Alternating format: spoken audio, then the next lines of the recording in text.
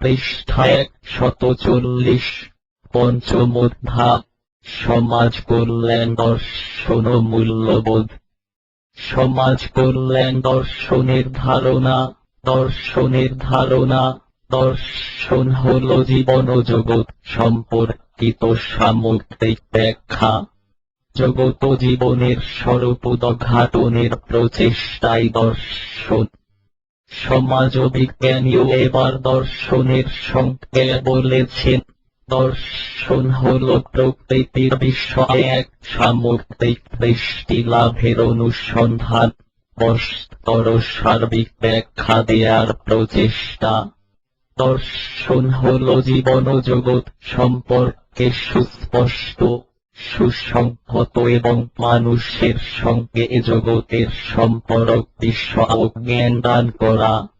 জগৎ ও জীবন সম্পর্কে আমাদের বিশ্বাস ও ধারণাগুলোর যৌক্তিকতা বিচার করে বিশ্বজগৎ সম্পর্কে একটি যুক্তিযুক্ত ও সুসংঘবদ্ধ ধারণা দেয়া এবং মানব জীবনের প্রকৃত অর্থ নিরূপণই দর্শনের কাজ। মানব জ্ঞানের সব দিকই দর্শনের পরিধিভুক্ত। দার্শনিক পটভূমি বা ভিত্তি ছাড়া কোন বিজ্ঞান গড়ে উঠতে পারে না। এজন্য সমাজবিজ্ঞানী অগাস্টো কোন্ট দর্শনকে সকল বিজ্ঞানের বিজ্ঞান হিসেবে আখ্যায়িত করেছেন। কারণ কোন বিজ্ঞানই শূন্য থেকে সৃষ্টি হয়নি। দার্শনিক ভিত্তি ব্যতীত কোন বিজ্ঞান, মতবাদ, তত্ত্ব বা সংগঠিত পদ্ধতি গড়ে উঠতে পারে না।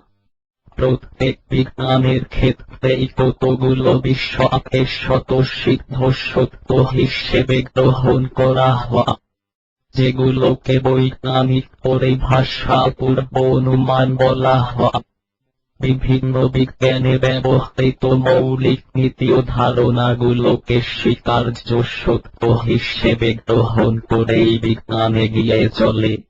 এরূপ পূর্ব অনুমান বা স্বতঃসিদ্ধ স্বীকার্য সত্যই হল সংশ্লিষ্ট বিজ্ঞানের দার্শনিক ভিত্তি। সমাজ কল্যাণ দর্শন জগৎ ও জীবনের স্বরূপ উদ্ঘাটনের প্রচেষ্টা সবকালে, সব জাতি, সব বিজ্ঞানী এবং সব চিন্তাবিদ করে আসছেন। ফলে দর্শন কোন বিশেষ ক্ষেত্রে বা নির্দিষ্ট বিজ্ঞানের মধ্যে সীমিত নয়। সকল বিজ্ঞানেরই নিজস্ব দার্শনিক পটভূমি রয়েছে। বিজ্ঞানের অন্যান্য শাখার মতো আধুনিক সমাজ ও কল্যাণের নিজস্ব দার্শনিক পটভূমি রয়েছে। সমাজকর্ম তথা সমাজ ও কল্যাণের দার্শনিক মূল্যবোধ এবং দার্শনিক ভিত্তি সম্পর্কে ডব্লিউ.এফ. রিডল্যান্ড বলেছেন, সমাজ কল্যাণ বা সমাজ ও কল্যাণের মৌলিক মূল্যবোধ রাস্তার পাশে সদ্য ফোটা কোন ফুল নয়, বরং এর মূল উৎস মানব সভ্যতা বিকাশের মৌলিক বিশ্বাসের গভীরে নিহিত। আমাদের সভ্যতা নৈতিক ও আধ্যাত্মিক সাম্য বিকাশের স্বাধীনতা, চয়নের স্বাধীনতা, নির্মল প্রতিযোগিতা, নির্দিষ্ট পর্যায় পর্যন্ত ব্যক্তিগত স্বাধীনতা, বাক স্বাধীনতা, মত প্রকাশের ও যোগাযোগের স্বাধীনতা হতে বিকাশ লাভ করেছে। জাতি, ধর্ম, বর্ণ নির্বিশেষে সকল মানুষের সামগ্রিক কল্যাণায়নের প্রকৃত স্বরূপ উদ্ঘাটনের প্রচেষ্টা হতে সমাজ কল্যাণ দর্শনের উদ্ভব। বিজ্ঞানসম্মত পরিকল্পিত সাহায্যদান প্রক্রিয়া হিসেবে কল্পনা প্রসূত কার্যক্রমের স্থান সমাজ ও কল্যাণে নেই। সামাজিক পরিবেশে মানুষের আচার-আচরণের যুক্তিনিষ্ঠ বিশ্লেষণ করে সমাজ কল্যাণ। এজন্য সমাজ ও কল্যাণে কতগুলো বিষয়কে স্বতঃসিদ্ধ সত্য হিসেবে পূর্ব থেকে গ্রহণ করা হয়। এসব স্বতঃসিদ্ধ সত্যগুলোই আধুনিক সমাজ ও কল্যাণের দার্শনিক ভিত্তি। যেসব আদর্শ, বিশ্বাস, ধারণা, মৌলিক নীতি ও স্বীকার্য সত্যের ওপর আধুনিক সমাজ ও কল্যাণের সামগ্রিক সমস্যা সমাধান প্রক্রিয়া প্রতিষ্ঠিত, সেগুলোর সমষ্টিগত রূপ হল সমাজ কল্যাণ দর্শন। আধুনিক সমাজ কল্যাণ এবং সমাজ কর্ম দর্শন হল সমাজ ও বিকাশের বিভিন্ন পর্যায়ে পারস্পরিক নির্ভরতা, সাহায্য ও সহযোগিতা, ধর্মীয় অনুশাসন, মানব প্রেম এবং বুদ্ধিবৃত্তিক চেতনার ভিত্তিতে পরিচালিত সমাজ ও সেবা কার্যক্রমের সঙ্গে সামঞ্জস্যপূর্ণ কতগুলো চিন্তাধারার সমষ্টি। অন্যভাবে বলা যায়, সমাজ কল্যাণ দর্শন হল সমাজের কল্যাণ বিষয়ক এমন একটি সামগ্রিক ধারণা, যা সামাজিক আদর্শ ও মূল্যবোধের সঙ্গে সামঞ্জস্যপূর্ণ। সমাজ কল্যাণ দর্শনের লক্ষ্য হল সমাজ ও সেবা সম্পর্কিত প্রচলিত বিশ্বাস ও ধারণাগুলোর যৌক্তিকতা বিচার বিশ্লেষণ করে একটা যুক্তিযুক্ত এবং সুসংবদ্ধ ধারণা দেয়া। আধুনিক সমাজ ও কল্যাণের স্বরূপ ও প্রকৃতি নিরূপণের পৃষ্ঠা 141 মাধ্যমে সনাতন সমাজ ও সেবা প্রচেষ্টার সঙ্গে এর সম্পর্ক নির্ধারণ করা সমাজ কল্যাণ দর্শনের কাজ। সমাজ ও কল্যাণের দার্শনিক রূপরেখাচিরায়ত ধর্মীয় নীতি ও বুদ্ধিবৃত্তিক মানবিক আদর্শের ভিত্তিতে গড়ে উঠেছে। সমাজ কল্যাণ দর্শন সার্বিক মানব কল্যাণের আদর্শ নির্ধারণ করে, যে আদর্শ অনুসরণের মাধ্যমে মানব কল্যাণের সহায়ক পরিবেশ সৃষ্টি হয়। সমাজ কল্যাণ দর্শন এমন কতগুলো সত্যের ওপর প্রতিষ্ঠিত, যেগুলো জাতি, ধর্ম, বর্ণ নির্বিশেষে সকল মানুষের সামগ্রিক কল্যাণ ও নিরাপত্তার নিশ্চয়তা বিধানের নির্দেশনা দান করে।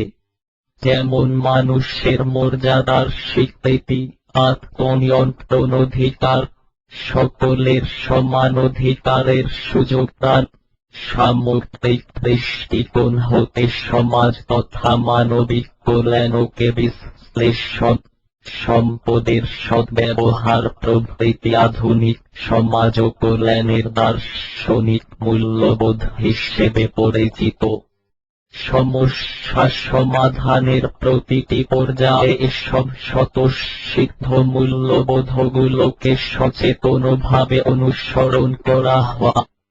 সমাজ ও কল্যাণে বিশ্বাস করা হয় সমাজ গঠনের মূল অণু হল ব্যক্তি, আর প্রতিটি ব্যক্তি বিশেষ মর্যাদা ও পৃথক সত্তার অধিকারী। ব্যক্তি তার পৃথক সত্তা ও মর্যাদা বজায় রাখতে সদা সচেষ্ট।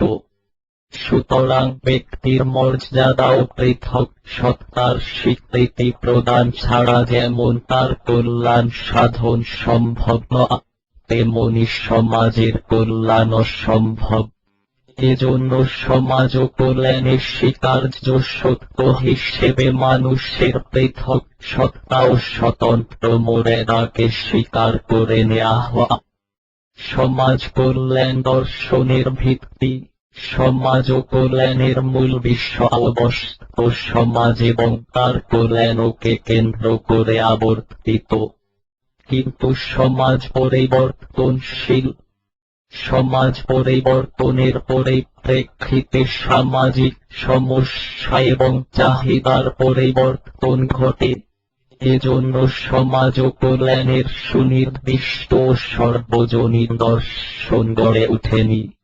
বিশ্বের প্রতিটি দেশেই সমাজ কল্যাণ কার্যক্রম সে দেশের সামাজিক, সাংস্কৃতিক, রাজনৈতিক ও ধর্মীয় রীতিনীতির ভিত্তিতে গড়ে ওঠে।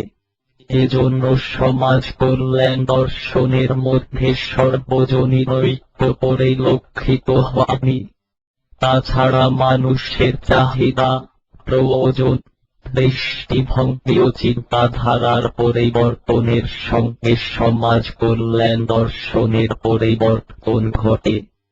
প্রাথমিক পর্যায়ে সমাজ কল্যাণ ছিল মানুষের পারস্পরিক সাহায্য ও সহযোগিতা নির্ভর আত্মরক্ষামূলক কার্যক্রমের মধ্যে সীমিত।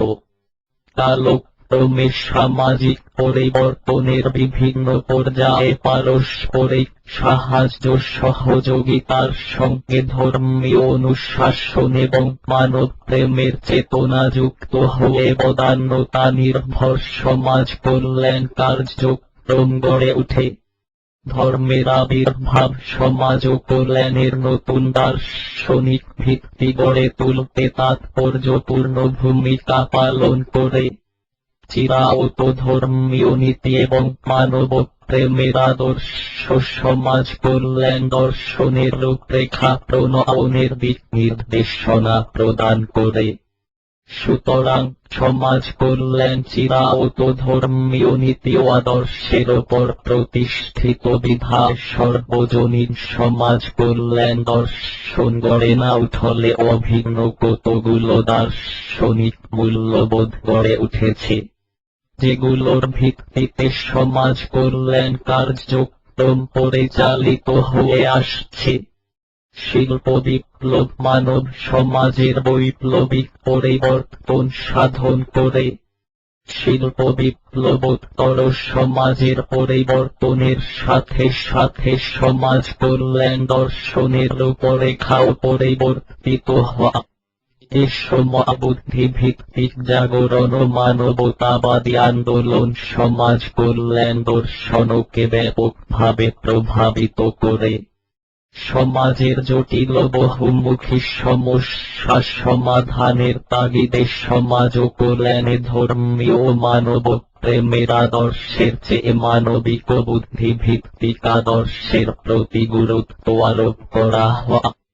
শিল্প বিপ্লবের প্রভাবে সূচিত পরিবর্তনের ঢেউ মানুষের চিন্তার জগতে আলোড়ন সৃষ্টি করে, যা মানুষকে অনেক বেশি সমাজ সচেতন করে তোলে। দারিদ্র্য এবং অন্যান্য সমস্যা সম্পর্কে মানুষের দৃষ্টিভঙ্গির পরিবর্তন ঘটে।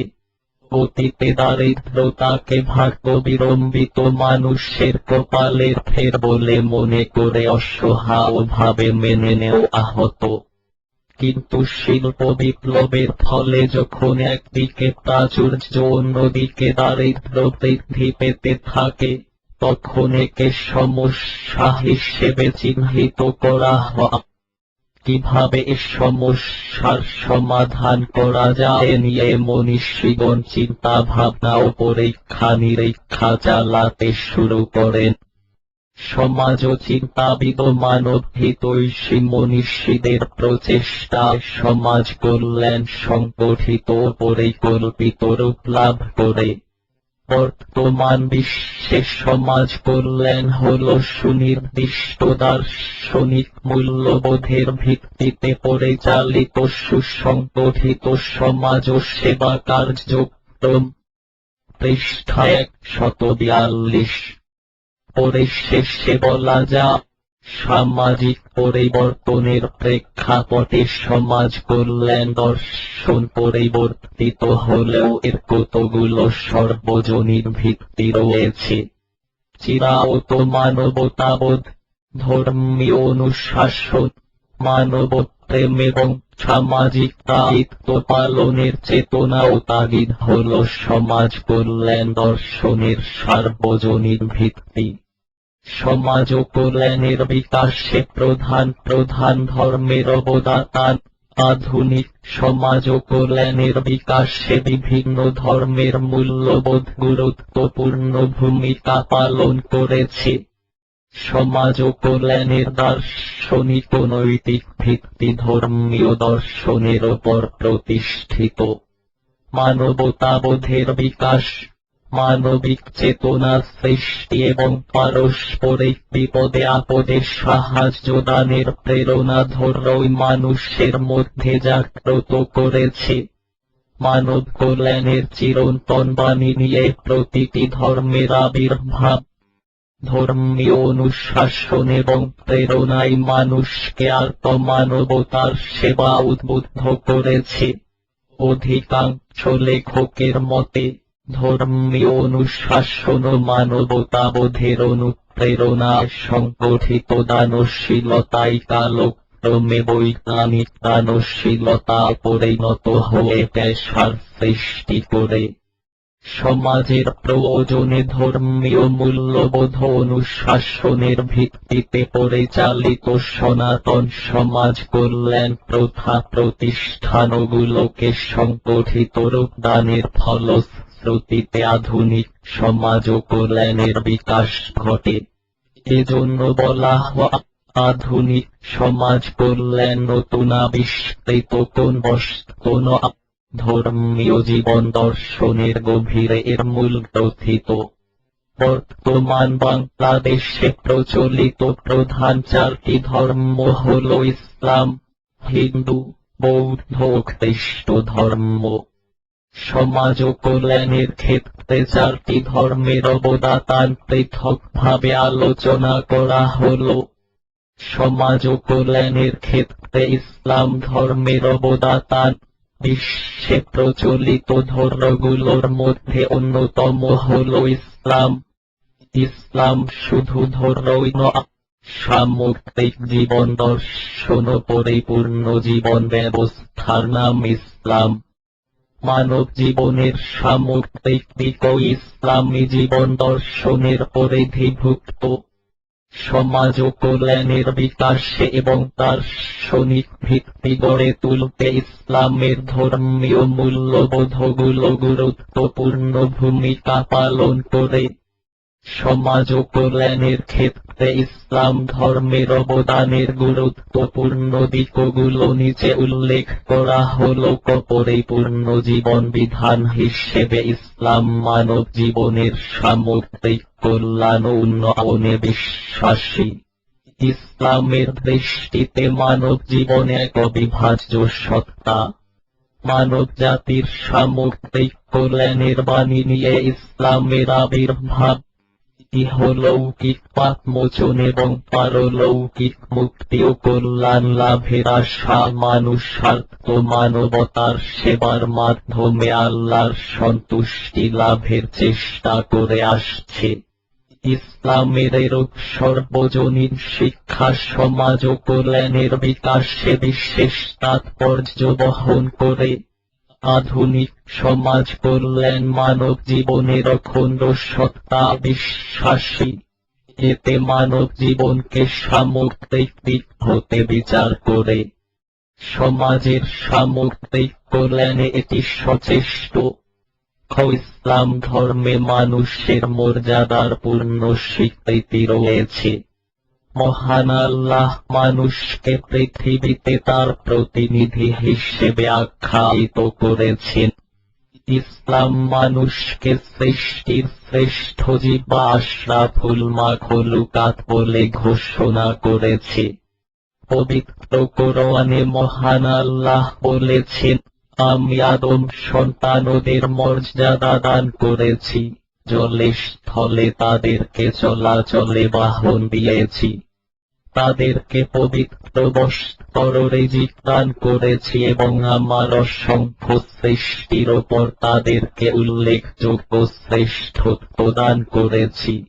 আধুনিক পেশাদার সমাজ ও কল্যাণে মানুষের মর্যাদা ও ব্যক্তি সত্তার পূর্ণ স্বীকৃতি দেয়া হয়। এতে বিশ্বাস করা হয় যে মানুষের মর্যাদা ও পৃথক সত্তার স্বীকৃতি দান ব্যক্তিগত এবং সমষ্টিগত কল্যাণের অপরিহার্য পূর্বশর্ত। মানব মর্যাদা বিশ্বাস ও স্বীকৃতি সমাজ ও কল্যাণের অন্যতম মৌলিক মূল্যবোধ এবং ব্যবহারিক নীতি। ইসলাম মানুষের ব্যক্তি স্বাধীনতা হস্তক্ষেপ করে না, ভাগ্য নিয়ন্ত্রণের পূর্ণ স্বাধীনতা ইসলাম মানুষকে দিয়েছে। পবিত্র কোরআনে বলা হয়েছে, নিশ্চয় আল্লাহ ততক্ষণ পর্যন্ত কোন জাতির ভাগ্য পরিবর্তন করেন না, যতক্ষণ না তারা নিজের পৃষ্ঠায় 143 ভাগ্য পরিবর্তনে সচেষ্ট হয়। মহানবিশ্ব বলেছেন, কাঠ কুড়িয়ে বিক্রি করে জীবিকা নির্বাহ করো, কিন্তু ভিক্ষা করো না। ইসলাম মানুষের পূর্ণ আত্মনিয়ন্ত্রণ অধিকার এবং আত্মনির্ভরশীলতা বিশ্বাসী। ইসলামের এরূপ আত্মনির্ভরশীল দৃষ্টিভঙ্গি সমাজ ও কল্যাণের ব্যবহারিক নীতি এবং নৈতিক মানদণ্ড বিকাশে গুরুত্বপূর্ণ ভূমিকা পালন করেছে। সমাজ ও কল্যাণে মানুষের আত্মনিয়ন্ত্রণ অধিকার দান এবং স্বনির্ভরতা অর্জনের প্রতি বিশেষ গুরুত্ব দেয়া হয়। এতে মানুষকে নিজ ক্ষমতা ও সামর্থ্য অনুযায়ী সিদ্ধান্ত গ্রহণের অধিকার দেয়া হয়। ইসলাম মানুষে বৈষম্য স্বীকার করে না। ইসলামের দৃষ্টিতে বর্ণ বা রক্তের ভিত্তিতে মানুষের শ্রেষ্ঠত্ব বিবেচিত হয় না। এ প্রসঙ্গে হযরত মুহাম্মদ বলেছেন, সাদা মানুষ কালো মানুষের উচ্চে নয়, আর কালো মানুষ হলুদ মানুষের উচ্চে নয়। আল্লাহর চোখে সবাই সমান। মহানবিশ্ব আরো বলেছেন, সকল মানুষই পানি, ঘাস, আগুন ও উত্তাপের ব্যবহারের অধিকারে সমানভাবে অংশীদার। ইসলাম ধর্মের অনুশাসন মানুষে ভেদাভেদ দূর করে প্রাপ্ত সুযোগ সুবিধার ওপর সকলের সম অধিকার নিশ্চিত করেছে। আধুনিক পেশাদার সমাজ ও কল্যাণে মানুষের সমান অধিকারের পূর্ণ স্বীকৃতি দেয়া হয়। প্রাপ্ত সুযোগ সুবিধা সকলের সমান সুযোগ দানের প্রতি সমাজ কল্যাণ বিশেষ গুরুত্ব দিয়ে থাকে, যাতে প্রতিটি মানুষ নিজ ক্ষমতা ও যোগ্যতা বিকাশের পূর্ণ সুযোগ লাভ করে। ইসলাম মানব সেবাকে সবচেয়ে মহাপুণ্য বলে আখ্যায়িত করেছে। ইসলামের বিধান অনুযায়ী দানশীলতা ব্যক্তির ইচ্ছার উপর নির্ভরশীল নয়। সমাজের দুস্থ অসহায়দের প্রতি সম্পদশালীদের যে দায়িত্ব ও কর্তব্য রয়েছে যাকাত ব্যবস্থার মাধ্যমে তা প্রকাশ পেয়েছে। যাকাত ধনীদের কর্তব্য এবং দরিদ্রদের অধিকার। যাকাত ছাড়া সদকা, দান ইত্যাদির প্রতি ইসলাম বিশেষ গুরুত্ব দিয়ে থাকে।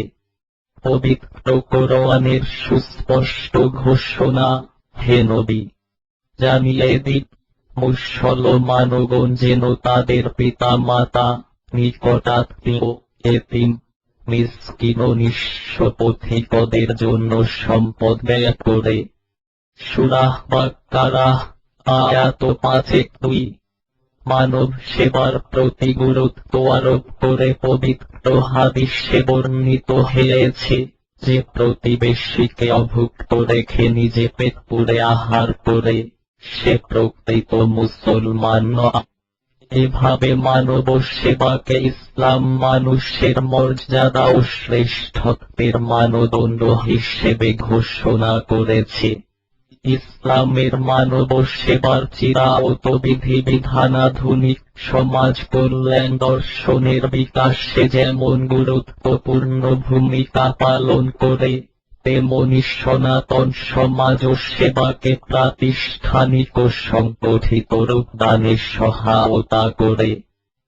ইসলামের অনুশাসন এবং অনুপ্রেরণায় রাষ্ট্রীয় দায়িত্বে দুস্থ অসহায়দের কল্যাণে সংগঠিত কার্যক্রমের শুভ সূচনা হওয়া মাধ্যমে মানব সেবা রাষ্ট্রীয় দায়িত্বের বহিঃপ্রকাশ ঘটে।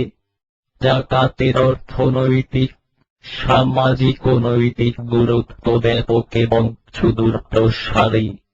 যাকাত দানের মাধ্যমে মানুষ পারস্পরিক ভ্রাতৃত্ববোধ, সহানুভূতি, সহনশীল, মিতব্যয়িতা, সমাজের প্রতি কর্তব্য পালন সম্পর্কে সচেতনতা ইত্যাদি গুণাবলী অর্জন করে। এসব গুণাবলী সমাজ জীবনের সংহতি ও শৃঙ্খলা বজায় রাখার জন্য অপরিহার্য।